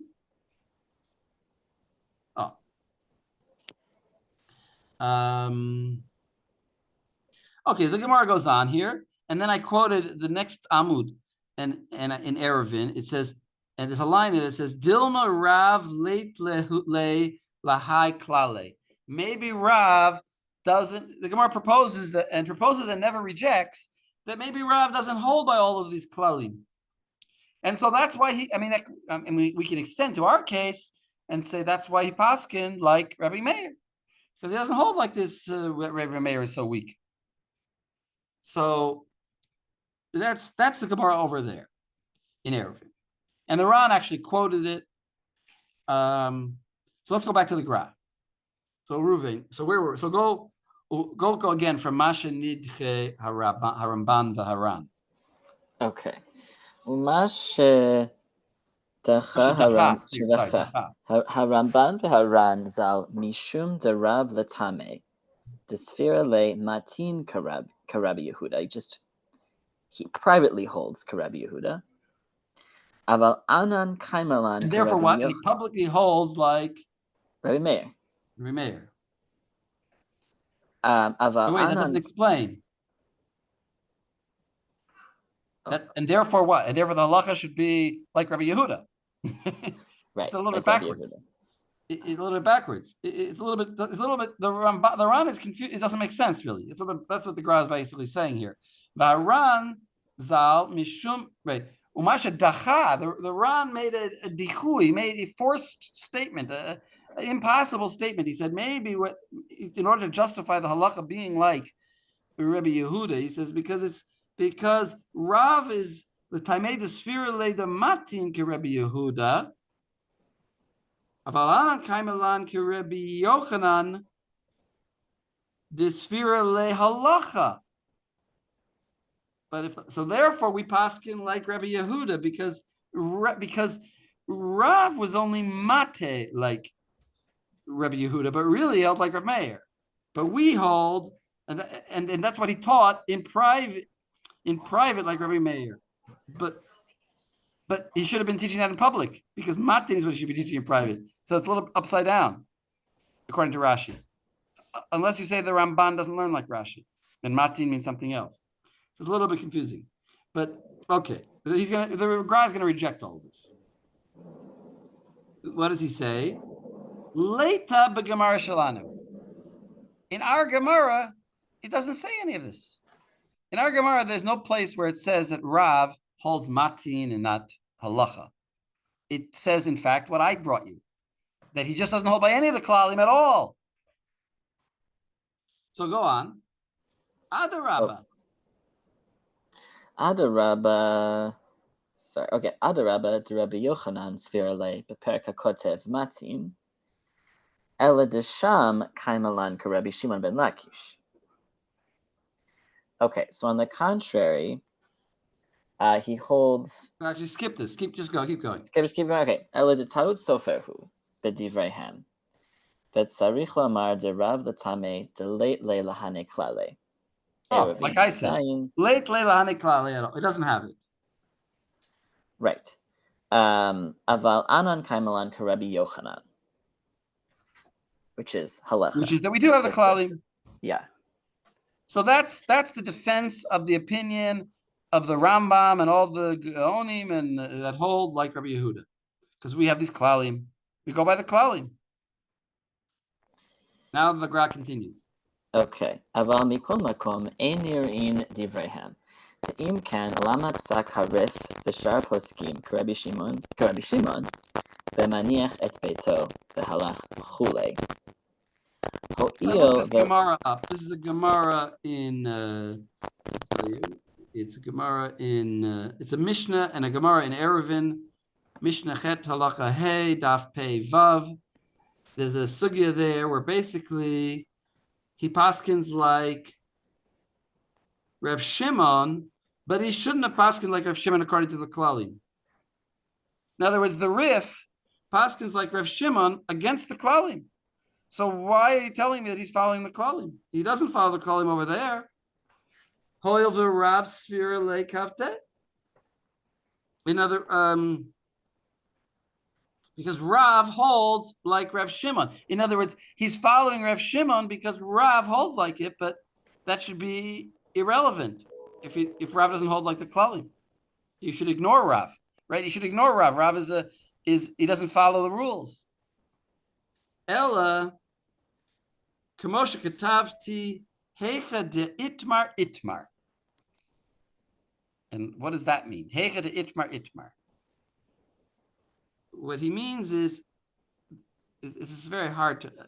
What it means is that when it's said, it's said. Where it's taught, it's taught. In other words, I don't use the klalim. Basically, what the Gra is saying like this: we don't use klalim. All these klalim, they're for weak-minded people, or they're for people who don't know how the sugya actually leads.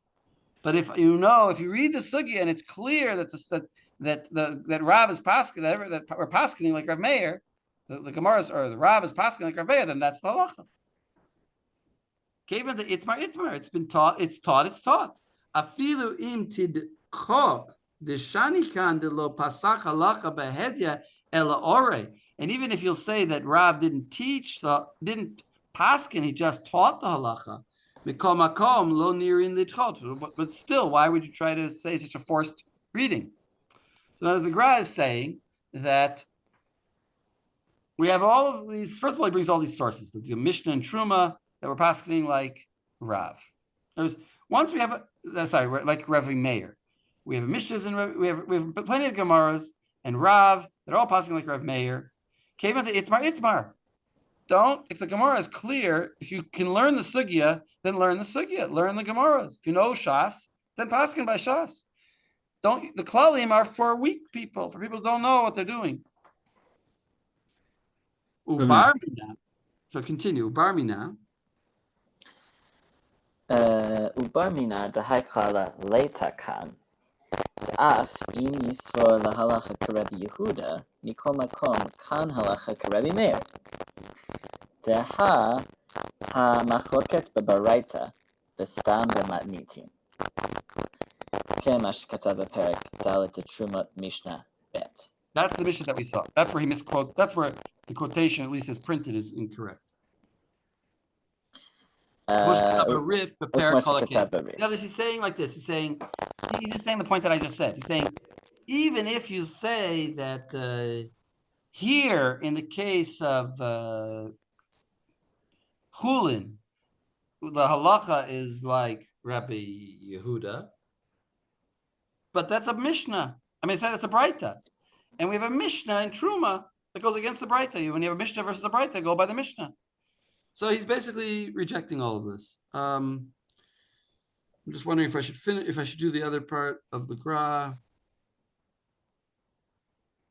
He brings the Yerushalmi, and he says, if you look at the next dark thing that I quoted in the Gra, he says, Mikol Makom, Divrei Atosos Ikr LaHalacha.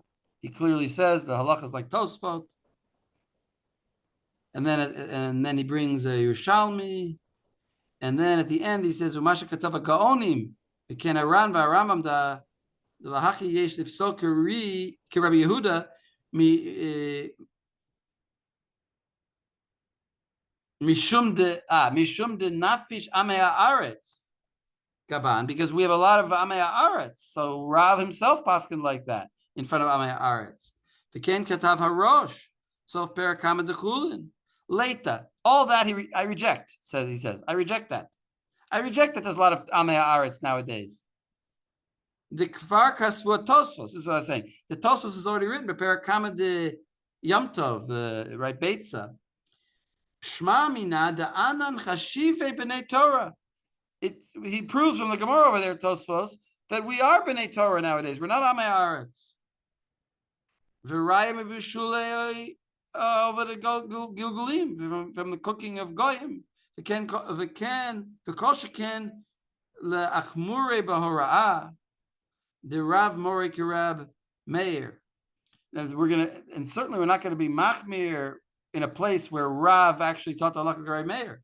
V'koshaken the sugya b'perech kaf Shabbos kaf tei v'kol amarai sham v'ken ikar la'halacha. So he says, we are Talmidei Chachamim. We don't have to worry that the people are Amei Haaretz. You can tell them the halacha the really way it is. All the sugyas go like Rav Meir. The halacha is like Rav Meir. And,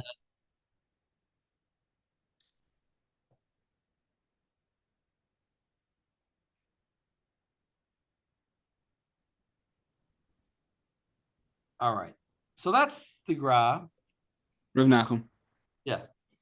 I feel like I've been taught before that there's often an Ashkenazi Sephardi divide around like lumdis versus precedent.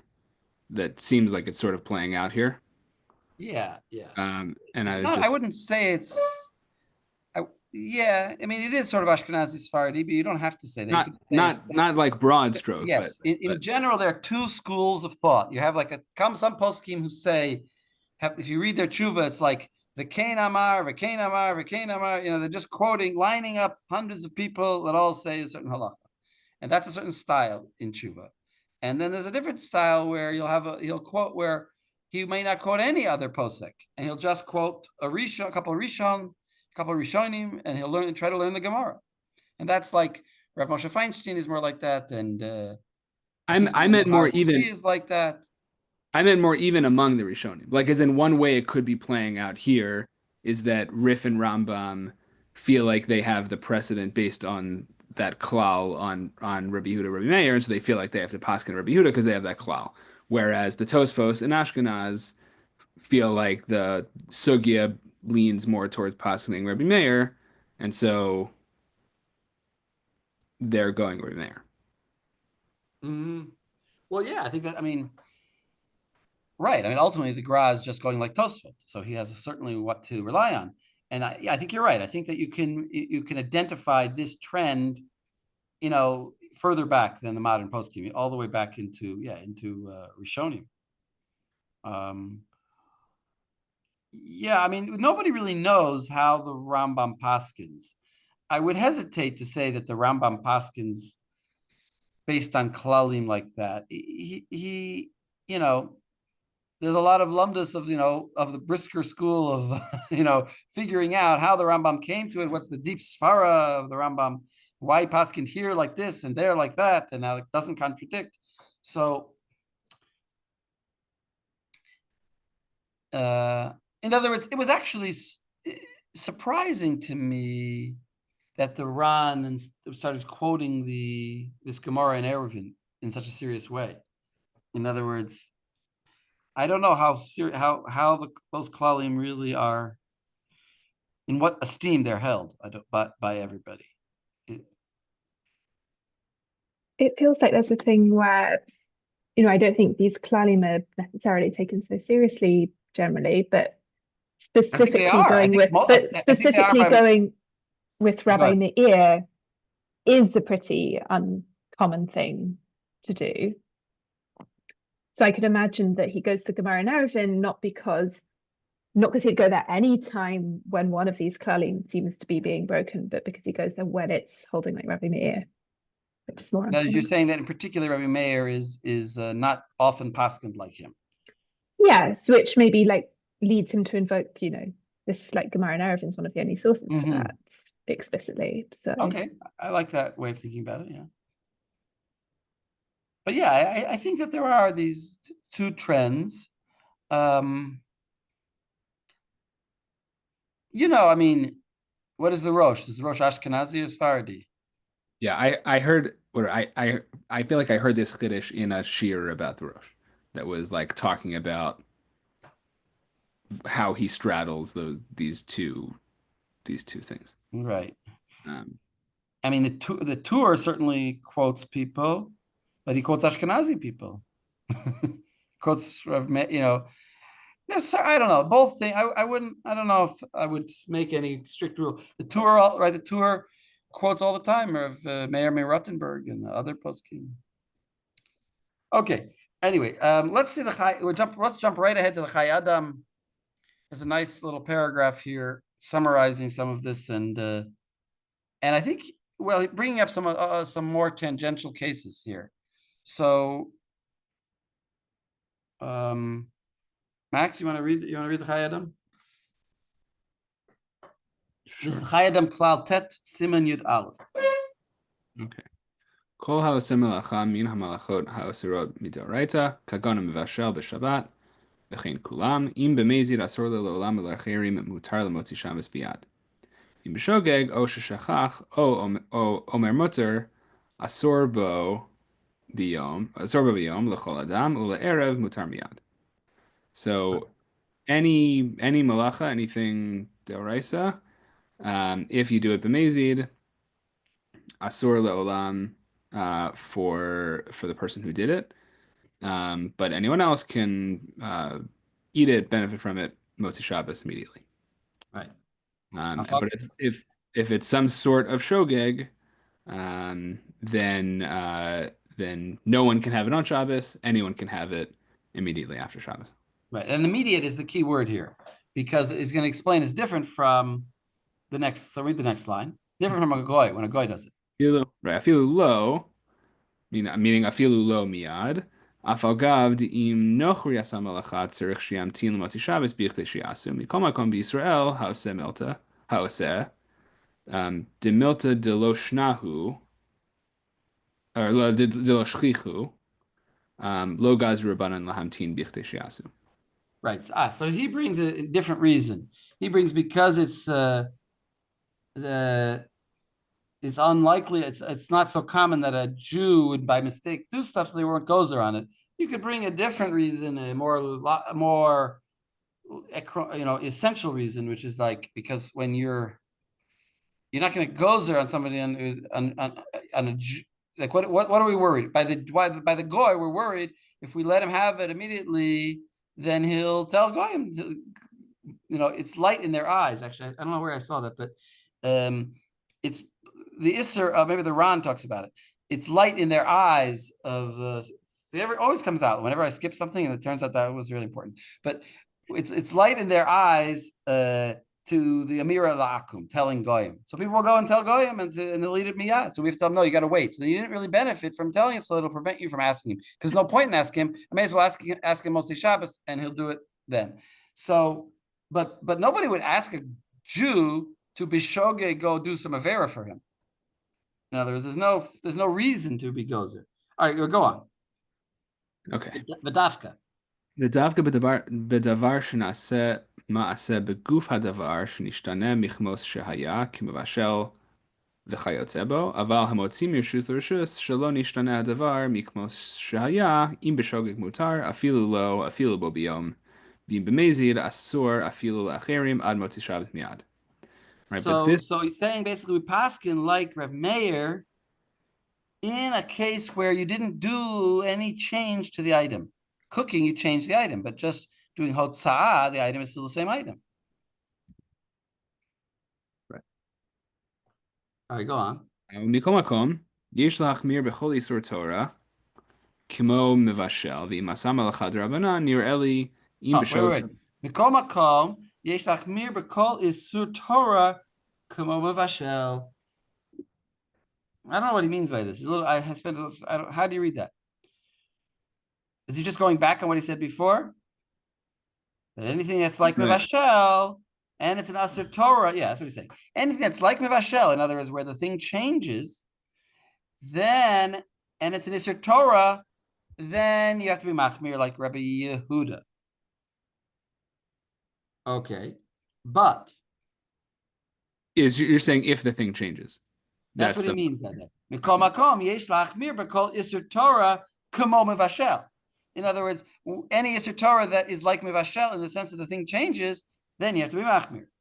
Because he just got through saying that if the thing didn't change, then you could paskin l'kula like Rabbi Meir.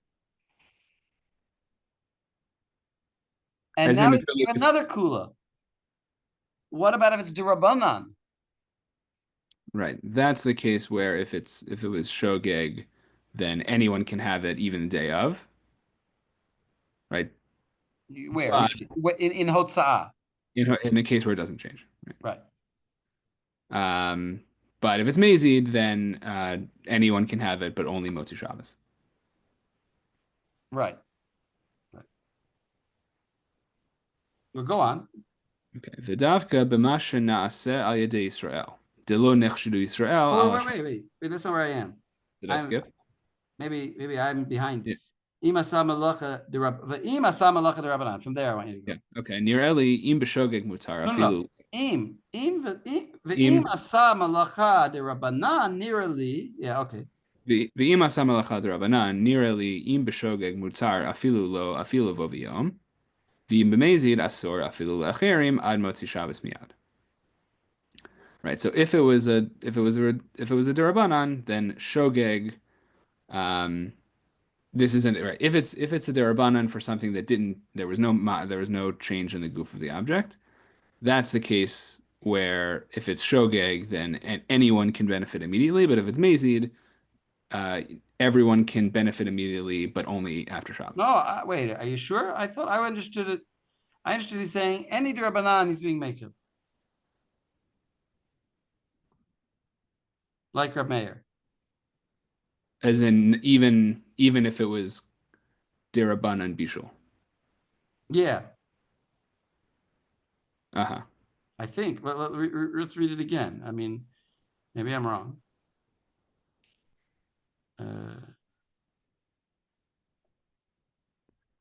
Wait a second. Here. Ve'im asa malacha derabanan. See, first he says, "B'kol makom yesh lachmir b'kol isur Torah kamo mivashel." Any isur Torah that's like mivashel that changes, you have to be machmir. V'im asa malacha derabanan, any type of malacha derabanan, nirali im b'shogeg muter, and he says nirali. Now he's making a chiddush here. When he says nirali, that's like a chiddush. Nirali im b'shogeg mutar, afilu bo b'yom. Ve'im b'mezid asur afilu la'acherim ad motzei Shabbos miyad, and mutter for him motzei Shabbos miyad also. V'davka b'ma shenaseh al yedei Yisrael delo nechshedu Yisrael al Shabbatot. We're not going to be goes there about that. People are going to ask people to work for them on Shabbos. Aval nochri she'asa b'shvil Yisrael.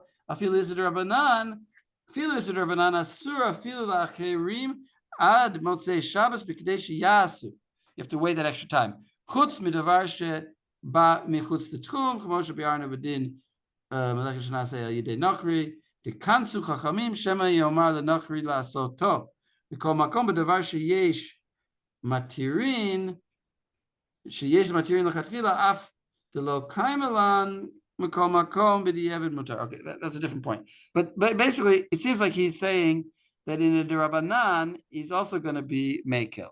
He's going to be Mekel in Durabanan and in things that are not changing.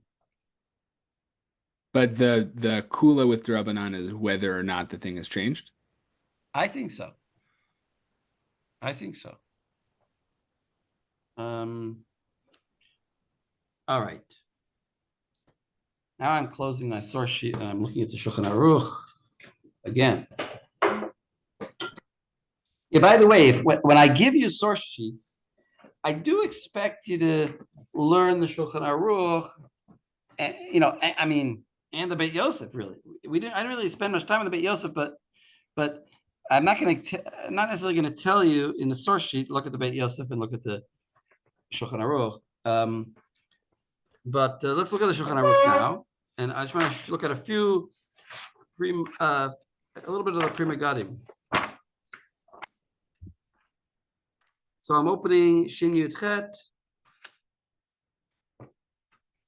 Now the Gra that we read and spent a lot of time on is just printed here, of course, in the Shulchan Aruch.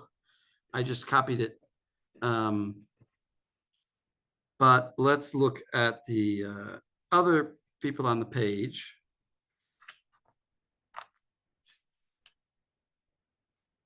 So again, we're in Shin Yud Chet, and it says Hamivashel b'Shabbat, O she'aseh echad melachot, b'meizid asur lo leolam v'lacherim mutar lemotzei Shabbos miyad u'b'shogeg asur bo b'yom v'gam lacherim le'erev mutar gam lo miyad. Okay, so the Magen Avram says in Aleph, Mashma berashba siman Kufayin Hey, the Kedera Asura. That if somebody cooked on Shabbat, now the Kedera is Asur because it has like Balua of Tam Isser. I think there are those that argue on this opinion, but that's such an opinion.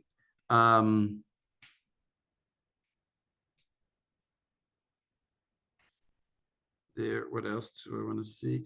The other thing it took me a while to find is because the Mishnah Brura mentions in the Bir Halacha, he mentions a certain Magen Avram. Sorry, not a Magen Avram, a Pri Megadim. It's in Mishpasot Zahav. If you look in Mishpasot Zahav, in Bet,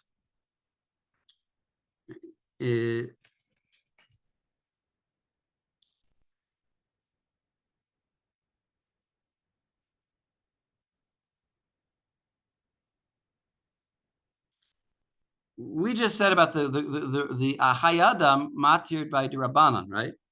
But look in Bet, I don't know, about halfway through, you see where it says there's like a dark line that says it starts Amar Hahediot, Amar Hahediot HaKotev Yeshli. You see that? You got it, Rebecca, Jessica? Max, you got it? Reuven? You got it? But before that, a little before that, now, like about 4 wide lines before that, it starts Umihu Kfar Mihu Kfar Hochachnu. You see that? It's like 4 lines up from that dark line in the Mishpasot Zahav. You got it, Max? You got it? You got it, Reuven? Yeah, okay. So I'll read it here. It says, Umihu kvar hochachnu, da'af b'melecha derabanan, asur bo b'yom. Wait, is that shogeg or not? Asur bo b'yom. Vayin siman resh nun gimel. Ba'avar v'shaha. What about this case? You are over and you shaha. Right, you're not allowed to. Well, in certain cases you are. In certain cases you are not allowed to leave food on the fire from before Shabbat. Of course, it's only d'Rabbanan. You're not doing any malacha on Shabbat. So all those things, but in certain cases you're allowed. In certain cases you're not allowed to leave things on the fire from before Shabbat. But avar v'shaha, but he did it anyway. Ubakira, and in Kira mized daf lamed chet, and the Gemara in lamed chet. Amud Aleph. Hi, delo avid maise, who here, there, but that's because he didn't do a maise, we're going to permit it. Ha avid maise, after Rabbanan asur, memele lidan, af shogeg, be'isur de Rabbanan asur bo biyom. So he's saying like this, that the Gemara over there said that when a person did this shahiyah, we're going to permit it because he didn't do a maise on Shabbos. He didn't do any act on Shabbos. He didn't do anything on Shabbos. And basically what he's saying is this: why didn't the Gemara say, oh, it's only D'Rabbanan? That's why we'll permit it. It should have said it's only D'Rabbanan, because it's only D'Rabbanan to leave something there from before Shabbat. From the fact that the Gemara didn't ask that question, it must be that the Gemara thinks that the Rabbanan and the D'Oraita are the same din. And the only reason why it's being makil here is because Shehiyah, you didn't do a maaseh. But it's treating it as essentially Nisr D'Oraita, even though it's the Rabbanan.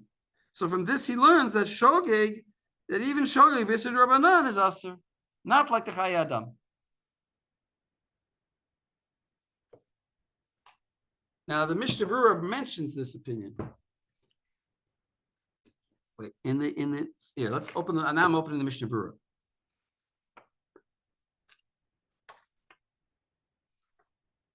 Mishnah Berurah, Shin Yud Chet.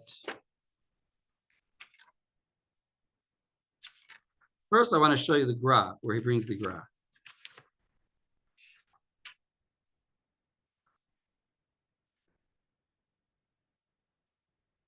If you look at the, I don't know if you have Mishnah Berurah there. Yeah, good. Yeah. Truth is, on learning Hilchot Shabbos, it's really actually, Mishnah Berurah is great because he does all this, he summarizes it in a good way. He's a summarizer, really. So if you look at the last part of the Mishnah Berurah on Seif Aleph, it's there's a long Seif Aleph here. I recommend reading it all, but I'll let Joel do that. But at the very end, the last like 4 lines, he says Vahagra. You see that right before? You see right before where it says Bet for the second Seif. There's Bet of the second Seif, but like 2 lines before that, which is just the end of Aleph, he says Vahagra Hiskim. You see that?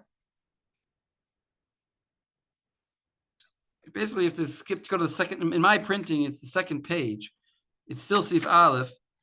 The very end, before he gets to Seif Bet. Tell me if you got it.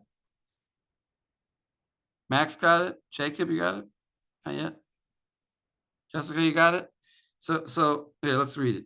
Vagra, his scheme, Biro, in the Gra's beer, he screamed the Shita da Tosfot, V'siatam, the Pasku Karabi Meir, the Bemezid Asur, Bain Lo, Bain La Acherim, Ad Motzei Shabbos, Ubashogeg Mutter Gam Lo Miyad, Ubamekom Hatzorach, Yesh Lismoch Al Zeh, Bebishel Bashogeg.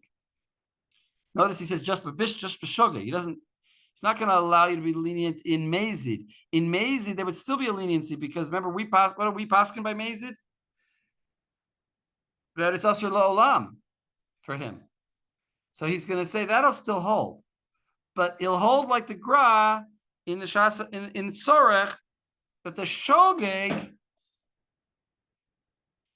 everybody could have it Bo B'Yom on Shabbos. So that means that if you I don't know. It's hard to think of an example, but let's say, I don't know. Again, you boiled some water on Shabbos, the shogeg, you thought you could drink it. I mean, if it's a tzorech, I don't know. Tzorech, that wouldn't be, you don't have to have coffee on Shabbos, but if something is a real tzorech, you turned on the air, you came to shul, the air conditioners were off, you turned them on. And you say, oh, wait a second, it's Shabbos, I shouldn't have turned that on. You're allowed to benefit. You're allowed to, I don't know. It's hard to think. I don't know what the example would be. But the point is, if there's a tzorech and you did something by accident, you're allowed to benefit from it right away. Well, the example is the guys who drove to bring food to the chayalim, and that's if we categorize that as shogeg, you could benefit from it, and that's the Mishnah Berurah, based on the gra that we learned. The prima god, just look quickly in the last minute that we have here. Look at the first bir halacha, and that's what I was trying to show you in the Mishpasot Zahav, which is the Magen, the prima gadim. So you see the first bir halacha, hamavasha b'Shabbos. Very first one, hamavasha b'Shabbos. Im hu malacha de rabbanan ayin b'prima gadim. This is where I said that. Remember that I think that the Chai Adam permits, but here he says, look at the prima gadim. Shekasav dechad dina islahu. It's the same. It's one din, d'Rabbanan and d'Oraita. There's no difference. Ubeshogeg sarich lamtin ad motzei Shabbos ayin sham. D'Rayato mishabbos lamed chet, from the Gemara there. We should have really looked at that Gemara. It's I looked at it in my preparations. The Amar Sham mevashel hu de ka avid ma'aseh aval ha de lo ka avid ma'aseh v'chule. But it makes a distinction between whether you did an act or you didn't do an act. Where you did a work on Shabbos, like by Shehiyah, there's no ma'aseh when you put it from before Shabbat. V'lo Amar, and the Gemara didn't say v'lo Amar mishum dehu d'Rabbanan. Why did the Gemara say that it's the Rabbanan? And then he goes on to bring kashas.